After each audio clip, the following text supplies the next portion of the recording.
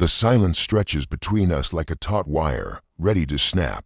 I watch Jason's face in the amber glow of our living room lamp, searching for the explosion I know must come. His dark eyes hold mine steady, unblinking while my confession hangs in the air like smoke from a dying fire.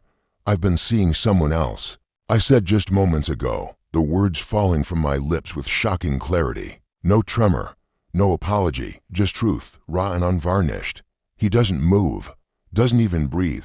It seems the grandfather clock in the corner ticks away seconds that feel like hours. Outside, rain patters against the windows, the same rain that caught me rushing from Marcus's apartment 2 hours ago. The same rain that soaked through my silk blouse and left me shivering as I drove home to this moment. Jason finally exhales, a sound so soft I almost miss it. How long? His voice carries no anger, no betrayal, just curiosity. As if he's asking about the weather. My heart hammers against my ribs. This isn't how I imagined it would go. Where's the shouting, the accusations, the righteous fury of a wronged husband? 3 months, I lift my chin, defiant even as uncertainty creeps up my spine like ice. Maybe 4. He nods once, slowly, then does something that stops my breath entirely. He smiles. It's not bitter or sarcastic. It's gentle, almost relieved. Claire. My name sounds different on his lips now, weighted with something I can't identify. He stands from his leather armchair, the one I bought him for our 5th anniversary, and crosses to the window. Rain streams down the glass, distorting the streetlights beyond. Jason, say something. My voice cracks despite my resolve. Anything. When he turns back to me, that strange smile is still there, but now I see something else flickering in his eyes, something that makes my stomach drop. You want to know what I think about your confession? I nod, not trusting my voice. He moves closer, each step deliberate, controlled.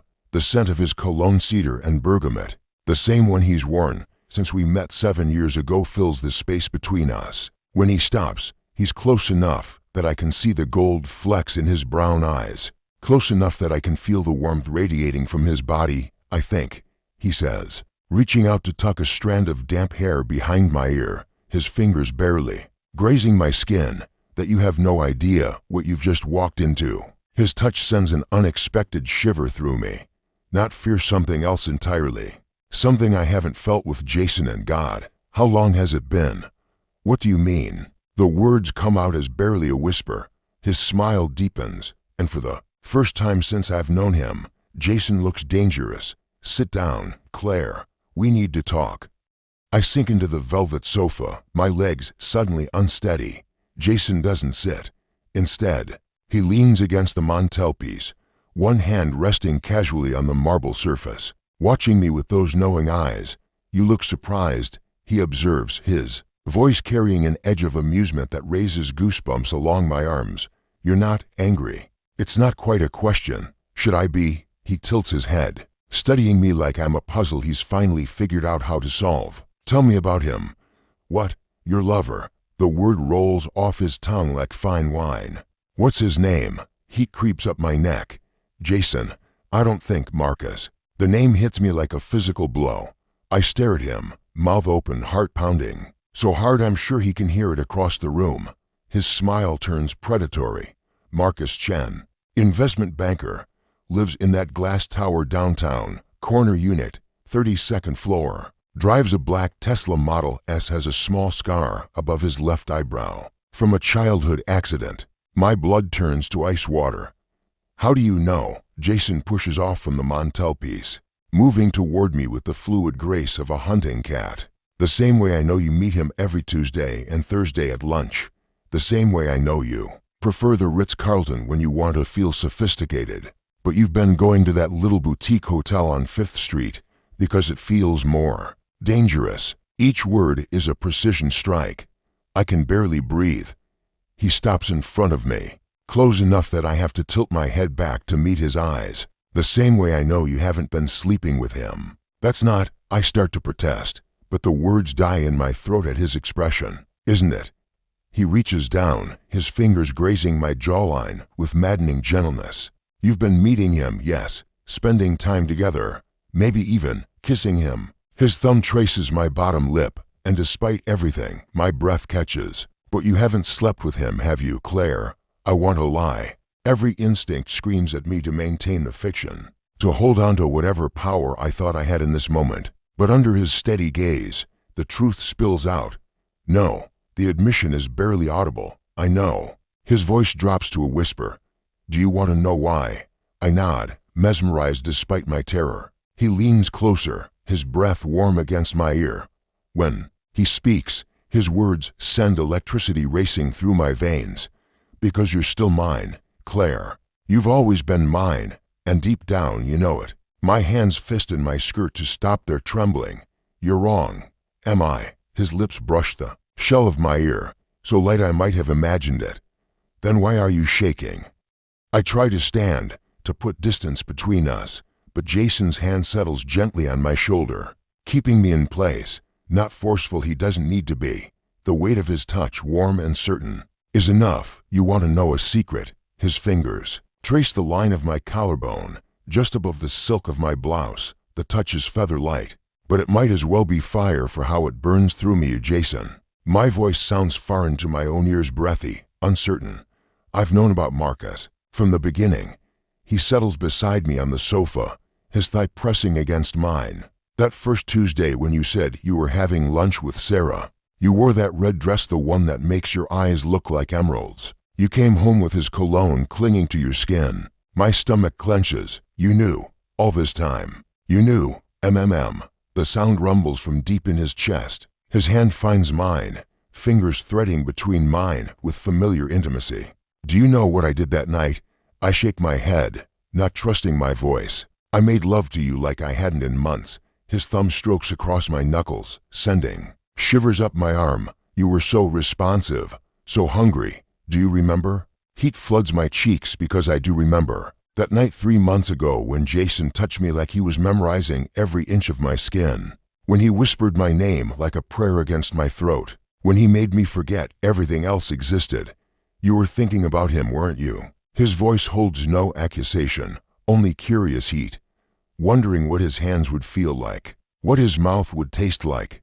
Stop, but the word has no force behind it. And I was thinking about that too. His confession steals my breath. About you with him, about you wanting him, about you coming home to me afterward, still aching, still unsatisfied. My pulse hammers in my throat. What are you saying? He turns to face me fully, his free hand cupping my cheek. I'm saying you're not the only one with secrets, Claire. Before I can ask what he means, his mouth is on mine. The kiss is nothing like the gentle pecks we've shared in recent months. It's claiming, desperate, full of months of suppressed hunger. I melt into him, my body remembering what my mind tried to forget, how perfectly we fit together. How he knows exactly how to touch me. When we break apart, I'm gasping. His pupils are dilated, his breathing ragged. You want to know the truth? He rests his forehead against mine, our breaths mingling.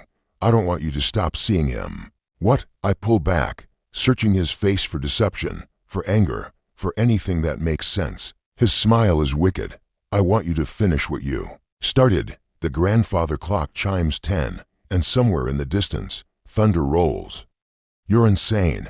I scramble to put distance between us, but Jason follows, stalking me across our living room with predatory grace. Am I? He corners me against the bookshelf, his palms flat against the wood on either side of my head. Tell me, you haven't thought about it. Tell me the idea of being with him while coming home to me doesn't make you wet. The crude words should shock me. Instead, they send liquid heat pooling in my belly because he's right, and we both know it. This is crazy, Jason. Couples don't what? His hips press against mine, and I can feel his arousal hard against my stomach. Don't explore. Don't push boundaries. Don't get turned on by their wife's desire for another man. I try to form a coherent response, but his mouth finds my throat, placing open-mouthed kisses along the column of my neck. My hands fist in his, shirt torn between pushing him away and pulling him closer. I've watched you these past months. He murmurs against my skin. Watched you come alive in ways you haven't in years. Your eyes bright, your cheeks flushed, your body humming with want. His hand slides up my thigh, beneath my skirt, and I gasp at the contact. Jason, we can't. Can't what? Touch my own wife. His fingers trace the edge of my panties, and my knees nearly buckle. Can't make you feel good. Can't show you how much I've missed this fire in you. But Marcus doesn't know you like I do.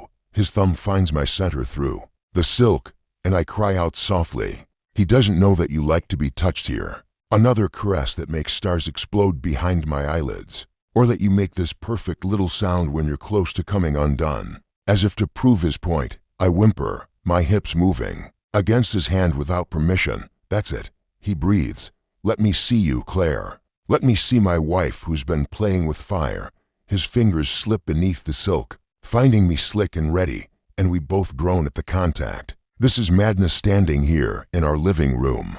My husband's hand between my thighs while we talk about my affair that isn't quite an affair. You want to know what I think about when I'm with him? The confession tumbles out before I can stop it. Jason stills, his eyes dark with hunger. Tell me, you. The word is a broken sob. I think about you, about coming home to you, about whether you'd be able to smell him on my skin. Something primitive flashes in his expression. And did you want me to smell him? Yes. The admission is barely a whisper, but it might as well be a shout for how it affects him. He kisses me again, deeper this time, swallowing my moans. As his fingers work magic between my thighs, thunder crashes overhead, and the lights flicker. The power goes out just as I shatter against Jason's hand. My cry of release swallowed by the sudden darkness. For a moment, there's nothing but the sound of our harsh breathing, and the rain against the windows. Then Jason's arms are round me, holding me as tremors continue to race through my body. In the darkness, everything feels more intense. His scent, his warmth, the steady beat of his heart against my cheek. Jesus, Claire, he breathes into my hair. I've missed you so much. The raw honesty in his voice breaks something open inside me. Jason, I'm sorry. I'm so sorry. No, his hands frame my face, thumbs stroking away tears I didn't realize were falling. Don't apologize, not for this. Lightning illuminates the room for a split second, and I see his face clearly open, vulnerable, completely different from the controlled man who confronted me an hour ago. I don't understand any of this, I whisper. Why aren't you angry? Why do you want me to? Because I lost you. His confession is raw, unvarnished. Somewhere along the way, we became strangers sharing a house. The woman I married passionate, wild, unafraid. She disappeared, and I didn't know how to find her again. My heart clenches. So you, what, used Marcus to get her back? I used the idea of Marcus. His mouth finds mine in the darkness, soft and claiming. The threat of losing you completely made me realize what an idiot I'd been, how I'd taken you for granted. But you said you wanted me to finish what I started. I feel his smile against my lips. Do you still want to? The question hangs between us and the darkness. A month ago, the answer would have been an unequivocal yes. But now, with my husband's hands on my skin and his heart beating against mine, I want you, I say simply.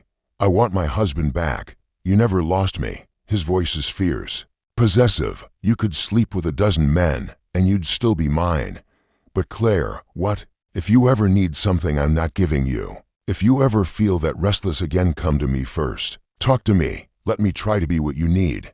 I pull him closer, pouring everything I can't say into the kiss. When we finally break apart, both of us are breathing hard. Take me upstairs. I whisper against his mouth. Show me how much you missed me. He lifts me effortlessly, carrying me through the dark house toward our bedroom. Lightning illuminates our path in brief, brilliant flashes. What about Marcus? I ask as he lays me gently on our bed. Jason's smile is wicked and entirely mine. Let him wonder why you never call again. Outside, the storm rages on. But here in our bedroom, we create our own electricity, reconnecting, rediscovering, remembering why we fell in love in the first place.